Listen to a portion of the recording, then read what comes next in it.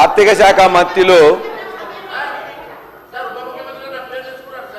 ఉప ముఖ్యమంత్రి వారు నేను విద్యాశాఖ మీద మాట్లాడే ముందు కొన్ని అంశాల ముందు వారు మాట్లాడుతూ చెప్పారు. మేము ఆర్థిక శాఖ మంత్రి గారికి ఒక్కటే రిక్వెస్ట్ చేస్తున్నాం. వారు చేసిన ఈ మండలంలో లేకపోతే ఈ యొక్క నియోజకవర్గంలో 20,000 చేసినాం 25,000 చేసినాం అని చెప్పేసి అన్నారు కదా. మా జనగామ నియోజకవర్గంలో 127 గ్రామాలు ఉన్నాయి. 127 గ్రామాలలో ఏ గ్రామానికైనా ఒక గ్రామానికి రండి. ఆ గ్రామంలో 100% చేసినని చెప్పేసి అంటే నేను అప్పుడే ముక్కు నేల మీద రాస్తా, నేను రిజైన్ కూడా చేస్తా అని చెప్పి మీకు ఛాలెంజ్ చేస్తా ఉన్నా. ఏ ఒక్క గ్రామం 107 గ్రామాల్లో రుణమాఫీ అయిపోయిందని చెప్పేసి. అందుకే ఉట్టిగా వాదనల కోసం నెంబర్ల కోసం అది కాదు అధ్యక్ష.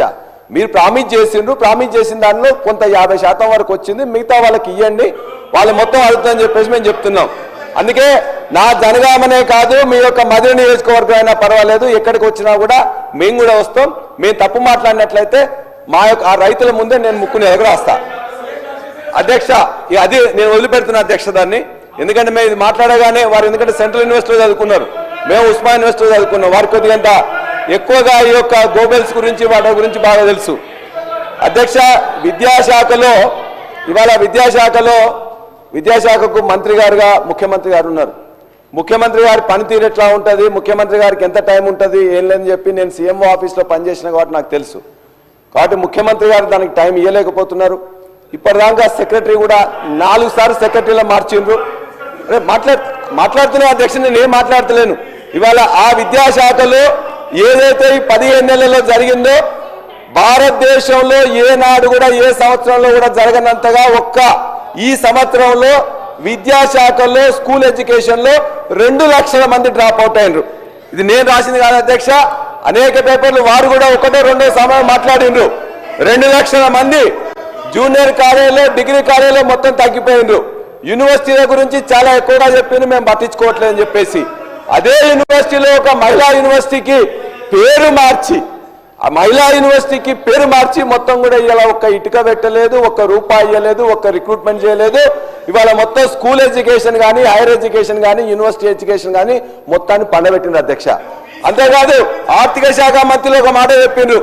ఆర్థిక శాఖ మంత్రి గారు ఇక్కడే ఎల్ఓపిగా ఉన్నప్పుడు మొత్తం కూడా ఇలా ఈ యూనివర్సిటీ విద్యార్థులకు 3,000 రూపాయలు ఇస్తున్నారు, 1,500 రూపాయలు ఇస్తున్నారు. వాళ్ళకు కూడా 3,000 ఇచ్చే పరిస్థితుల్లో మీ ప్రభుత్వం లేదా? వాళ్ళందరినీ కూడా వ్యయంగా ఎందుకు ఎక్స్పెండిచర్గా భావిస్తున్నారు? ఇది మానవ వనరుల మీద పెట్టిన అది, కాబట్టి మీరు ఎందుకు ఇవ్వట్లేదని చెప్పేసి అడిగారు. మరి వారే ఇలా ఆర్థిక శాఖ మంత్రి అయినరు, వారు యూనివర్సిటీ నుంచి వచ్చిన వాళ్ళు. ఇంకో మాట కూడా చెప్పింది, ఇలా యూనివర్సిటీలో పేదవాళ్ళు ఉన్నారు, పేదవాళ్ళంత మాత్రాన వాళ్ళకి సబ్జెక్ట్ లేకుండా కాదు, వాళ్ళు ఇలా చాలా ఇబ్బంది పడుతున్నారు, పెంచుతామని చెప్తే మేము పెంచే 1,500 నుంచి 1,800 చేసి దాన్ని 3 ఏళ్ల నుంచి ₹1 రాలేదు అధ్యక్ష. వీరు వచ్చిన 15 నెలల నుంచి కూడా ఏ యూనివర్సిటీకి కానీ ఏ ఎడ్యుకేషన్ డిపార్ట్మెంట్ కానీ ఎవరు కూడా ₹1 రాలే, ఒక్క ఇటుక పెట్టలే, ఒక్క రిక్రూట్మెంట్ స్కూల్ ఎడ్యుకేషన్లో కొన్ని జరిపినారు అధ్యక్ష. అంతే తప్ప కానీ ఎక్కడ చేయలేదు. దయచేసి విద్యాశాఖ మంత్రులుగా ఉన్న ముఖ్యమంత్రిగా నేను విజ్ఞప్తి చేస్తున్నాం, ఇది అందరూ కూడా ఆలోచించి. సార్, నేను పల్లా రాజేశ్వరరెడ్డి గారు ఎడ్యుకేషనల్ ఇన్స్టిట్యూషన్స్ నడుపుతారు, చదువుకున్నవారు, వాస్తవాలు కొంచెం దగ్గరగా మాట్లాడతారని ఆశించాను అధ్యక్ష. వారు మాట్లాడాలని కూడా కోరుకుంటున్నాను, ఎందుకంటే వారు కొంత లెఫ్ట్ ఆర్గనైజేషన్స్లో కూడా గతంలో పనిచేశారు. కొంచెం వాస్తవాలు చెప్తే మేము కూడా ఏమైనా పనికొచ్చామంటే వాడుకుంటాం అనుకున్నాం. కానీ మరీ ఇంత బ్లేటెంట్గా ముఖ్యమంత్రి గారు విద్యాశాఖ చూస్తున్నారు, వారి సమయం లేదు, ఏమి పట్టించుకోవట్లేదు అని అంటున్నారు. ఇది కరెక్ట్ కాదు అధ్యక్ష. ఒకవేళ మీరు పనిచేసినటువంటి ముఖ్యమంత్రి గారు ఆ రకంగా ఉంటారు కాబట్టి అందరూ అట్లాగే ఉంటారని మీరు భావిస్తే అది కరెక్ట్ కాదు అధ్యక్ష. ఆ ముఖ్యమంత్రి గారు, నేను అధ్యక్ష, వారు ఎడ్యుకేషన్ శాఖ చూస్తూ ఉంటారు, మేమందరం ఈరోజు గర్విస్తూ ఉన్నాం. ఎడ్యుకేషన్ శాఖను వారు చూస్తూ ఈరోజు అధ్యక్ష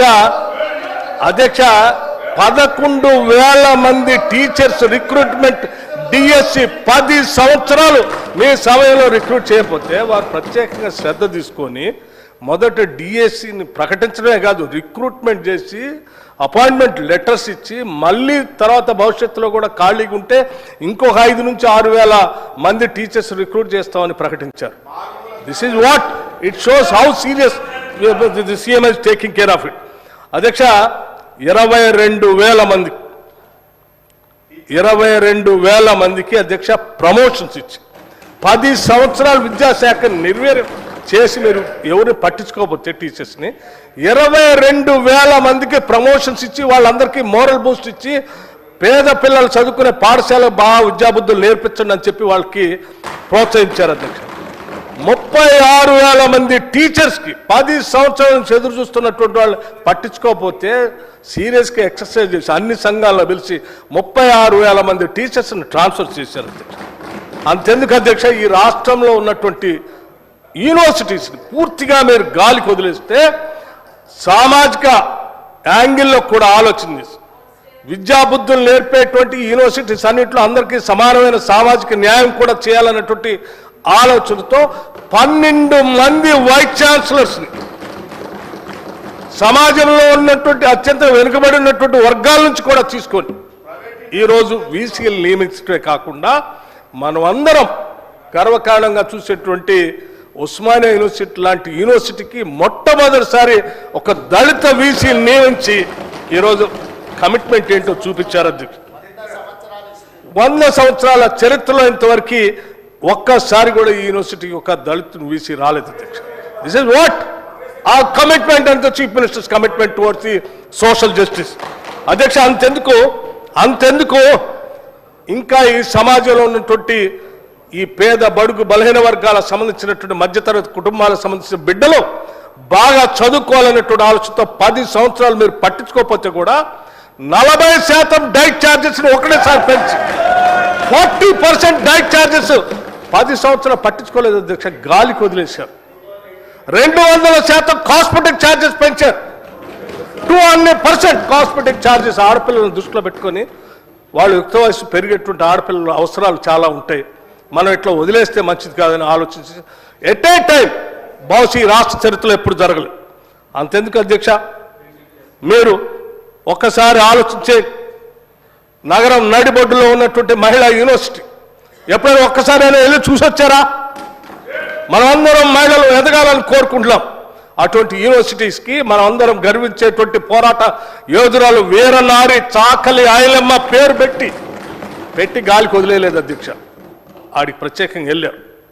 యూనివర్సిటీ ప్రాంగణం అంతా కలేదిరి ప్రపంచంలోనే ఇది గొప్ప యూనివర్సిటీగా ఎదగాలి, మహిళలంతా కూడా ఇన్స్పిరేషన్ పొందేటట్టుగా ఉండాలనేటువంటి ఆలోచనతో అక్కడ ఉన్నటువంటి పాత బిల్డింగ్స్ అన్నింటినీ కూడా రెస్టోర్ చేస్తూ హెరిటేజ్ బిల్డింగ్స్ రెస్టోర్ చేయడానికి వెంటనే నిధులు కావాలంటే నాకు ప్రత్యేకంగా ఫోన్ చేసి 15 కోట్ల రూపాయల ఇమ్మీడియట్గా రిలీజ్ చేయండి, చేస్తే బిల్డింగ్